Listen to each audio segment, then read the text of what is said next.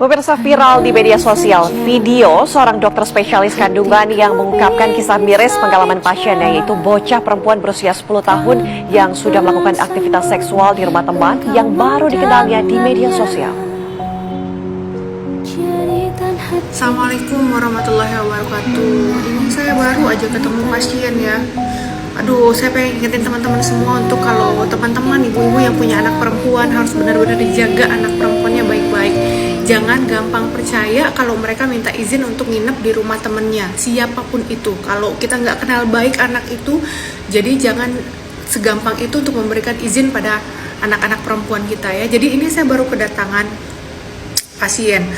Umurnya baru 10 tahun ya, 10 tahun. Kemudian dia izin dia dibawa sama tantenya karena dia itu baru habis pulang nginep dari rumah temennya katanya gitu. Dan ini temennya itu dia kenal cuman dari sosmed, dari Instagram, teman main, teman perempuannya, sama-sama umurnya 10-11 tahun.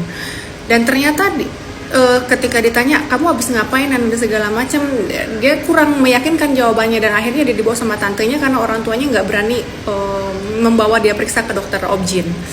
Dan di situ dia cerita bahwa saya pengen cek nih dok, ini ponakan saya udah macem-macem nggak, karena dia ini nginep di rumah temennya, katanya kita lagi lengah, kita lagi banyak kegiatan di rumah, orang tuanya lagi keluar kota, dan dimintain izin dan dia nyelinap pergi, katanya sih nginep di rumah temennya gitu. Dan ternyata usut punya usut, akhirnya saya periksa, saya tanya-tanya adiknya, ternyata mereka dia itu nginep di rumah temennya itu berempat, jadi 2 cewek 2 cowok, udah janjian ada di situ.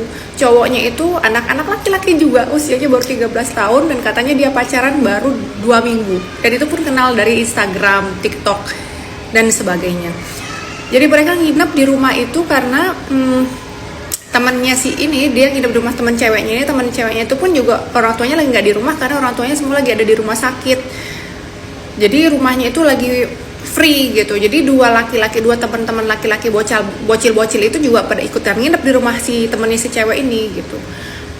Ya Allah ya Robbi. Dan di situ saya tanya, kemudian saya periksa. Sebelum saya periksa, saya tanya memang kan, gimana kejadiannya di sana, kamu udah ngapain aja. Dan tentunya dengan pendekatan psikologi kepada anak-anak, akhirnya sebelumnya dia nggak mau ngaku sama tantenya, sama om, sama bapak ibunya kalau dia udah ngapa-ngapain. Dan ternyata di situ ternyata ketika sama saya dia ngaku, iya saya sudah, mohon maaf ya, ciuman, sudah dipegang bagian atas dan juga di bagian bawah. Saya tanya apakah itu cuman pegang aja atau memang sudah sampai terjadi macam-macam, dan ternyata sudah terjadi hubungan badan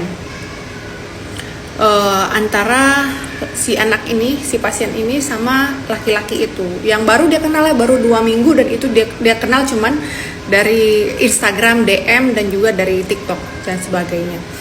Ya Allah ya Tuhanku, ini 10 tahun. Kemudian saya lakukan pemeriksaan, tentu saja apakah sudah memang terjadi hubungan tersebut, apakah ada intercourse ya, ada masuk. Dan memang ternyata, dan sayangnya saya mendapatkan memang selaput darah atau himennya emang sudah robek, dan ada robek di Tuhan ya Allah ya Robbi ya Karim, 10 tahun loh. Saya nggak nyangka gitu ya Allah ya Robbi. Jadi buat ibu-ibu di luar sana yang punya anak-anak perempuan ya, tolong dijaga baik-baik. Padahal ini anak dia sekolah di tadi bilangnya masih SD ya, SD tapi SD pakai hijab.